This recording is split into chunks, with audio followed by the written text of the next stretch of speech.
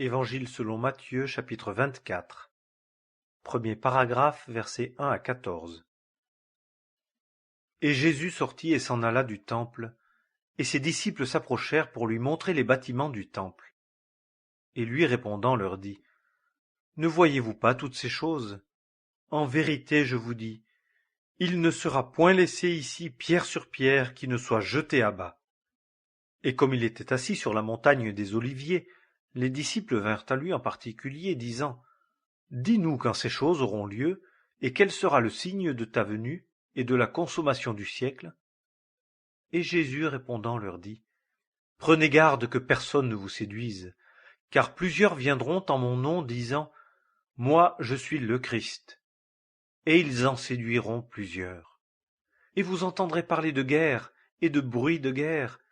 Prenez garde que vous ne soyez troublés, car il faut que tout arrive. Mais la fin n'est pas encore.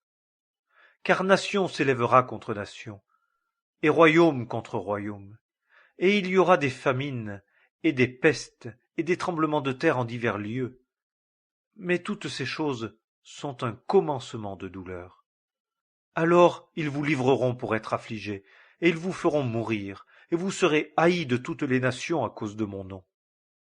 Et alors plusieurs seront scandalisés, et ils se livreront l'un l'autre, et se haïront l'un l'autre, et plusieurs faux prophètes s'élèveront et en séduiront plusieurs. Et parce que l'iniquité prévaudra, l'amour de plusieurs sera refroidi. Mais celui qui persévérera jusqu'à la fin, celui-là sera sauvé. Et cet évangile du royaume sera prêché dans la terre habitée tout entière, en témoignage à toutes les nations. Et alors viendra la fin. Deuxième paragraphe, versets 15 à 28.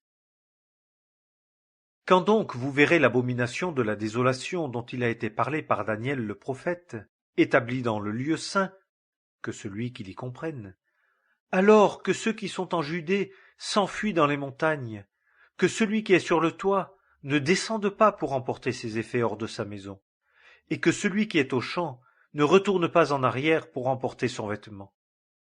Mais malheur à celles qui sont enceintes et à celles qui allaitent en ces jours-là. Et priez que votre fuite n'ait pas lieu en hiver, ni un jour de sabbat, car alors il y aura une grande tribulation, telle qu'il n'y en a point eu depuis le commencement du monde jusqu'à maintenant, et qu'il n'y en aura jamais. Et si ces jours-là n'eussent été abrégés, nulle chair n'eût été sauvée. Mais à cause des élus, ces jours-là seront abrégés.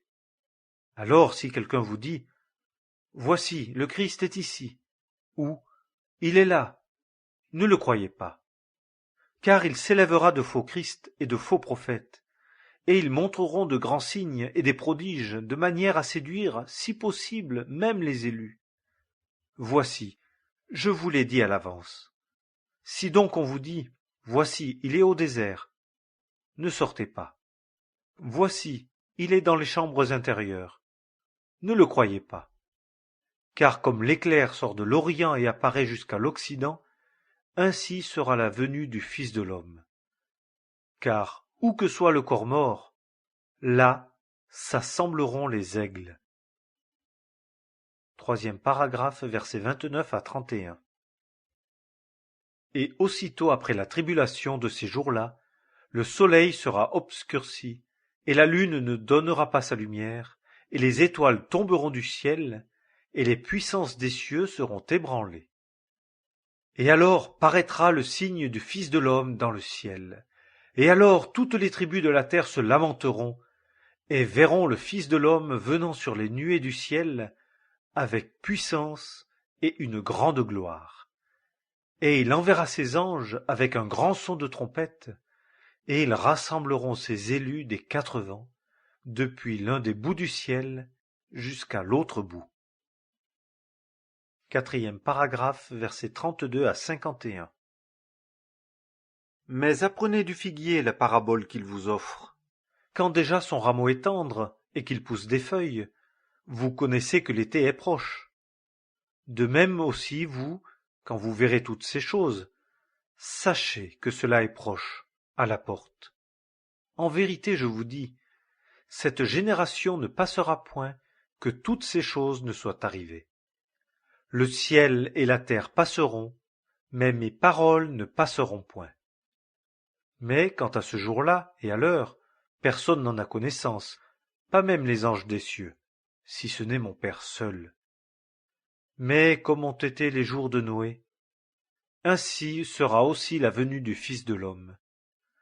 Car, comme dans les jours avant le déluge on mangeait et on buvait, on se mariait et on donnait en mariage, jusqu'au jour où Noé entra dans l'arche, et ils ne connurent rien jusqu'à ce que le déluge vînt et les emporta tous, ainsi sera aussi la venue du Fils de l'homme. Alors 2 hommes seront au champ, l'un sera pris et l'autre laissé. 2 femmes moudront à la meule, l'une sera prise et l'autre laissée.